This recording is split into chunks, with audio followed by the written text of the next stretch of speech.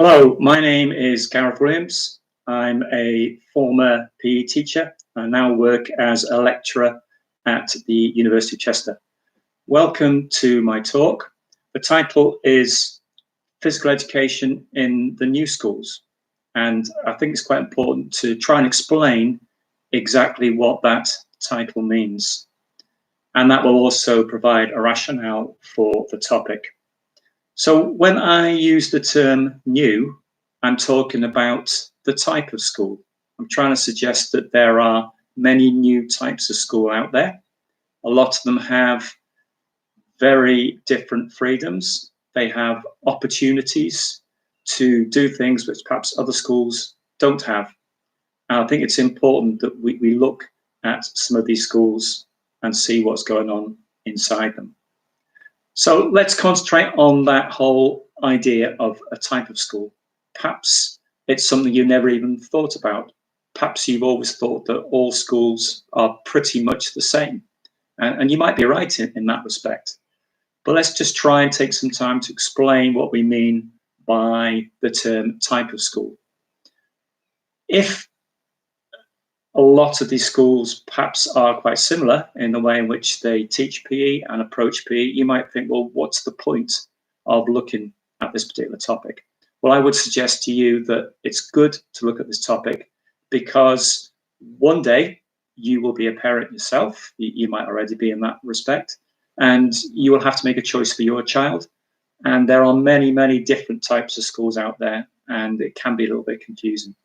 Secondly, I think some of the listeners today will soon be making a career choice. And if you wanted to go into school teaching and physical education in particular, it's useful to know what the different types of schools are and how they could affect pay and conditions. And that's particularly important if you are looking at salary, etc. Okay, so why physical education? Well, obviously, it's been my career choice. It's something I feel as though I know a little bit about. It's also something that we've all experienced. But I'd like to suggest to you that physical education is perhaps different from other subjects on the curriculum. It can be something which is valued. It's often very, very popular with pupils that engage in it. But in terms of how a school promotes themselves, what we call the marketization of schools, PE is often used in that respect. It's useful because it's a highly visible subject. We know that it's something where you have to wear a particular uniform, and that can reflect a lot upon the status of the school. So that's my particular justification for looking at this particular topic. Again, let's focus on the different types of schools that are out there. And what I'd like you to do, please, is to use the live chat facility to just send me some information about the type of school that you're at now, or possibly the type of school that you went to. If, like I said, you've never really thought about that as an issue, let's just spend some time looking at the different types of schools that are currently out there. So, did you go to a private school? Often called an independent school, a fee-paying school, and sometimes called a public school. Did you go to what we call a faith school? And predominantly that would be Roman Catholic or Church of England. Did you go to a specialist college? So a specialist college was something that was very dominant in the New Labour years, and that would be a high school with a special emphasis on a subject like maths, science, and of particular interest to us in physical education, a sports college. Did you go to an academy school? Did you go to a free school? Did you go to a university technical college, sometimes called UTCs, studio school, grammar school? Already, hopefully, you're getting a little bit of a picture there about the point I'm trying to make. There are many, many different types of schools. There are obviously combinations within that. We've not even looked at gender. We've not even mentioned whether it's single sex, whether it's mixed sex, etc. So you could have a combination. You could have a situation where you went to a mixed grammar school, for instance, or you could have gone to a single sex academy school. Now, already I've got a few comments coming in, and it's really interesting to see that one person's listening went to a public school. So the way in which PE is taught there can be very different from other types of school. keep those different types of schools coming in, please. It's always interesting for me to know who's listening and what type of background that you come from. Okay, so if I'm going to try and suggest that there are many new schools out there, and I'll come to the particular type in a minute, I think it's important that those of us who have an opportunity to do so can research what's going on in these new schools. And I think with these new schools, we're not researching to try and engage in some sort of surveillance. You might have heard of a philosopher called Foucault, and he talks about surveillance as if it's some sort of intrusive measure. I'm not suggesting that we do it from an Ofsted point of view. It's simply so that we can learn what's going on out there and take the best practice and then adapt it to other schools and other situations. So what am I going to base this presentation on? Well, I want to base it upon some evidence and some data that I've collected from a certain category, what I call the new types of schools. And that's what we call free schools. So in the past 4 years, I've been fortunate enough to collect data, which I've tried to submit for 2 academic papers. So for the first published paper, for a paper that was published in 2018, I was able to visit 6 free schools in the northwest of England. For my second paper, which is currently under review, I have engaged in a case study on one of the first ever free schools in the southeast of England. Now, all of the schools that I've looked at have been secondary schools, high schools. And there's a reason for that, because quite simply, the academy and the free schools programme, which was started by a new Labour government at the turn of the century, but really accelerated under the coalition government, has really gathered a pace more in the high school sector than in the primary school sector. So to give you some figures, so we now have roughly 66% of our high schools that are either academies or free schools. And the coalition government, which was then succeeded by Theresa May's Conservative government, have always been particularly keen on this initiative, to the extent where Theresa May government did say that by 2020, they wanted all state schools to be academy schools. So we're talking about something that's had a big influence in the last 10 years on the education landscape. Okay, so if I'm going to concentrate on free schools, let's really get to grips to define them and to say what they are. So the best way to describe a free school would be in the simple sentence that they are state-funded independent schools. In other words, they get their funding direct from the government, but then they have a lot of independence to pretty much do whatever they like. They are an extension of the academy schools programme, but with 1 or 2 differences regarding their settings and their context, which I'll look at in a minute. But first of all, what is this independence all about? What have they got which they can do, which other types of schools perhaps can't? Well, they've been granted new freedoms in the form of what we call devolved powers, where it is the governors and the head teacher who are able to make many, many changes towards the school on a number of levels. So first of all, let's have a look at the curriculum. So the main standout feature of a free school is that they don't have to follow the national curriculum. Now, the national curriculum is a legal statutory requirement that all other schools have to follow. Free schools and academies don't have to do that. So that's quite a difference, isn't it? Free schools and academies are able to change the terms and conditions for staffing. They can set their own pay scales. They can change contracts. Many of them, particularly the free schools, tend to hire unqualified teachers, teachers who don't have QTS status. So the majority are qualified teachers, but there is a figure of some 11% in free schools who are not qualified teachers, as opposed to 3% in state schools. The other freedom that free schools can have is what I call procedural. So they are able to change the dates of terms, change the terms to whenever they want to, and they can change the length of the school day. So I'd hope you'd agree that potentially there are quite a few changes that are available to these new schools. Let's have a little look in some more depth as to why they were set up. So if we go back to 2010, the coalition government, if we look at when Michael Gove was the Minister for Education, you'll find that he wanted to achieve the following through free schools.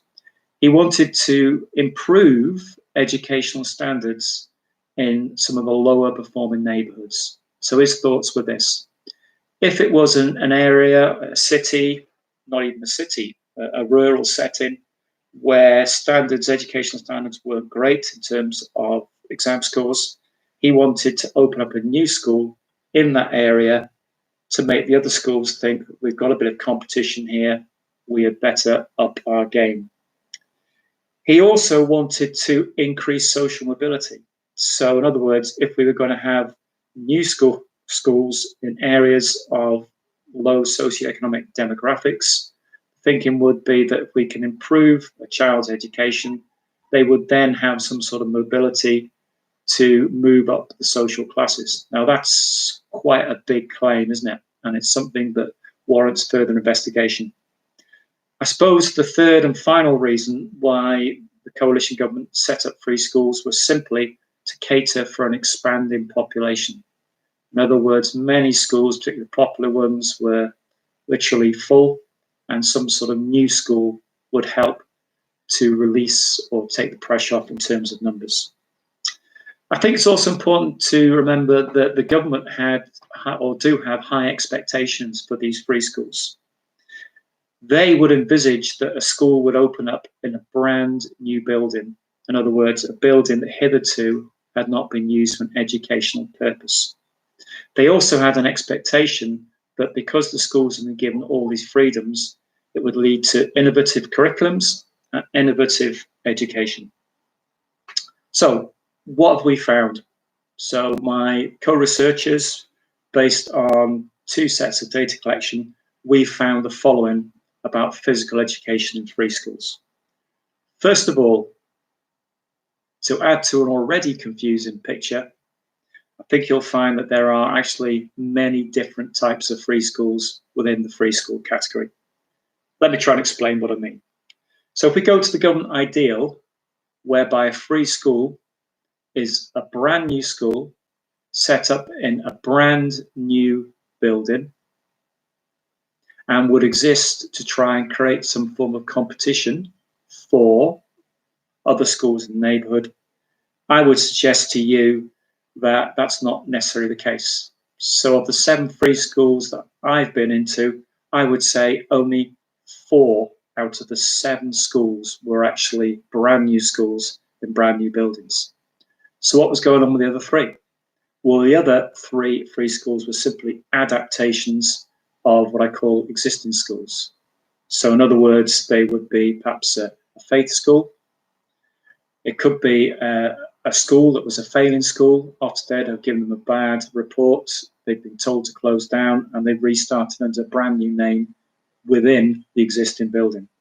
We even came across one particular school that was quite a famous independent school in the northwest of England, but was running into financial difficulties and simply had to turn to the government for financial support, but has kept going now with the same sort of ethos that they used to have as an independent school, as an old public school, but called themselves a free school in particular. The second thing that we found when we went into the free schools was issues to do with facilities, particularly for physical education, which is the focus of what we're looking at today. Now, that might be expected in a brand new school. It does take time to get established. But we went into one school in the northwest of England, which had only been open for 2 years and was a small school actually set within an old office block. So the offices had been turned into classrooms. And in terms of outdoor PE, all the pupils had was the car park. An old car park with many health and safety implications was being used for the teaching of games. What we found with our most recent piece of research was a school in a big conurbation in the southeast of England, and they had very, very few facilities. And in fact, when it came to outdoor facilities, trying to find some grass to play on, they simply didn't have it. So what this particular school were doing would be to go into local parks, have their PE lessons there, which is problematic in terms of health and safety, dog mess, unfortunately, members of the public around, perhaps not the great setting. Sometimes they had to go on buses to get the pupils towards a swimming pool or a sports hall, and that had huge implications in terms of cost, in terms of time, and trying to suggest a good period to put that on the school timetable was an issue. I think we need to qualify some of the statements I've just made there, because it might sound quite shocking that schools don't have great facilities for PE. But I would like to suggest to you that if we go back to some of those settings, things might have changed and changed quite rapidly. So, for instance, the school we're looking at, which would started off in an office block and used the car park for its games facilities, that has now moved to a brand new building on the edge of the city. If we talk about the school in the big conurbation where they had to get on buses to go and use facilities, that's probably no different from some of the other state schools in the area where there are so few opportunities for outdoor physical education, particularly trying to find some grass to play on. The third issue that we found within the free schools, particularly relevant towards PE, would be the pressure that these schools are under. It's been a very much a political strategy. And perhaps the pressure that teachers found themselves under is best summarized by this phrase from a teacher who said to me, you know, free schools have to be successful. So this was a teacher who was actually a deputy head, but at the same time, he had responsibility for physical education. So what did he actually mean by pressure and having to be successful? Well, he was talking about the fact that they were subjected to so many different inspections. So most schools have an Ofsted inspection, and they expect that. But in the free schools, not only are there Ofsted inspections, if they're part of an academy trust, they'll be inspected by the trust. And this particular school, because it was one of the first free schools, would get special visits from the Department for Education. That is quite a lot of pressure. We also found that staffing put schools under pressure. So we found, as suggested before, that a lot of the PE teachers had multiple roles of responsibility. Not only were they in charge of PE, but they have a responsibility elsewhere. Numbers were small in the school, and teachers were expected to teach more than one subject. That led to some interesting scenarios. We came across one head of PE in one school who had responsibility for other subjects, but in terms of physical education, he was responsible for a subject like physical education, and he was in his early 70s. At the other end of the age scale, there were opportunities for young people to move up the ladder. So we interviewed one male teacher who had responsibility for physical education, but he's also an assistant head of the school at the age of 29, which is a very young age to have that sort of responsibility. So in terms of staffing, there are opportunities, but at the same time, I think a lot of schools feel under pressure to double up and teach more than one subject. The fourth issue that we found was identity. Now, I did say that I would look at a little bit of social theory within this presentation. I don't want to expand too much on that, but if you look at a social commentator, theorist called Goffman, he talks about how to manage identity. And that's particularly applicable to the last or the previous study that we did, which was on the case study on a school within a conurbation southeast of England. And when they started out 7 years ago as a brand new school in a brand new building, the identity they wanted was almost of what we call a pseudo public school. In other words, they wanted to have a knowledge-rich curriculum. And in terms of physical education, they focused on a prestigious team game that had a lot of public school connotations. They were very successful. They managed to win many, many trophies. But this was achieved at the expense of a more inclusive PE curriculum, and it probably catered for pupils who already played the sport already out of school. There was a lot of pressure as well to achieve academically. So in this particular school, they had A-level PE running alongside GCSE PE, and that put the teachers under a lot of pressure, and it led to a high turnover in staff. What we did find, though, was that 7 years after starting out, the PE program had changed from this narrow emphasis on prestigious team sport towards a more inclusive program, which seemed to engage more people and more children. And as one of the governors said to me when we interviewed her, she said, we probably tried to achieve too much too soon. And I think that's quite an interesting message for many of these new schools, preschools in particular. They will take time to evolve. So what are my conclusions from having visited these 7 very different free schools? Well, that's conclusion number 1. They do differ a lot in terms of their type, in terms of their background, and in terms of their location. And many of them don't really conform to the government ideal of being a brand new school within a brand new building. Secondly, these schools are under a lot of pressure. They are under pressure to get numbers in terms of recruiting pupils. Obviously, that is how schools survive these days. And they also have problems with recruiting staff.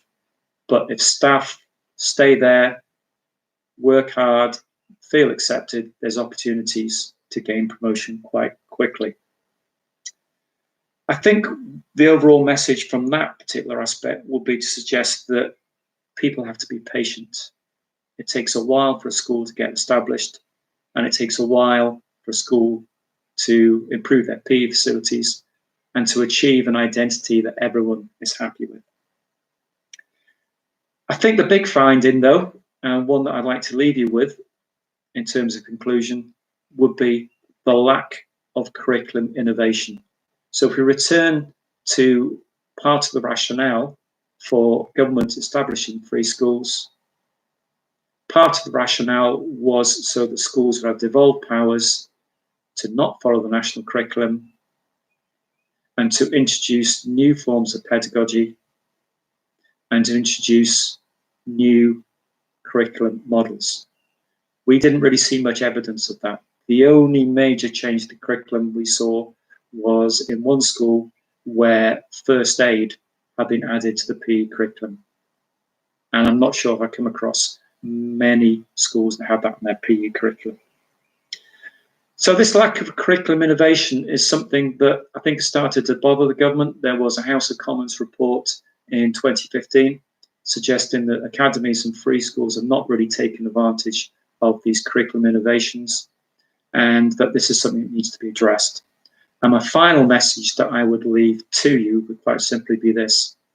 If you are interested in a career in physical education, then there are many opportunities within these new schools, particularly the free schools.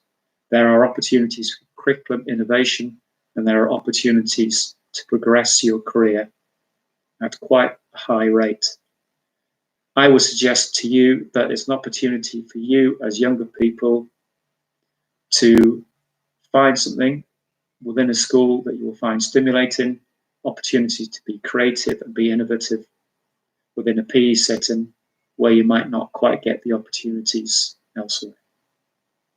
So these schools have potential, and my last message I leave to you is, can you play your part within these new schools, and in particular free schools? Thanks very much for listening.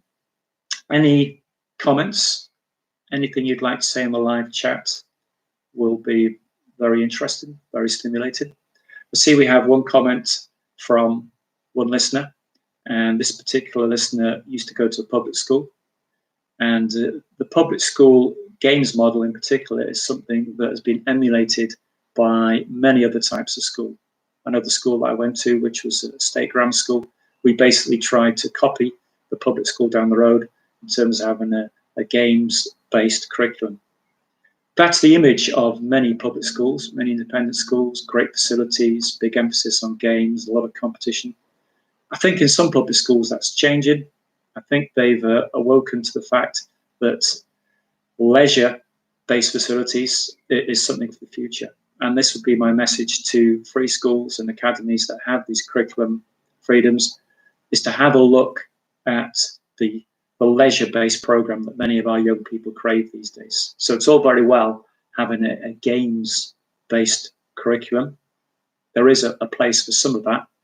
But if you look at the evidence, when most young people leave school these days, they don't join a netball club, hockey club, rugby club, etc. They like to go to the gym. They like to keep themselves fit. And I think we need a PE curriculum that reflects that.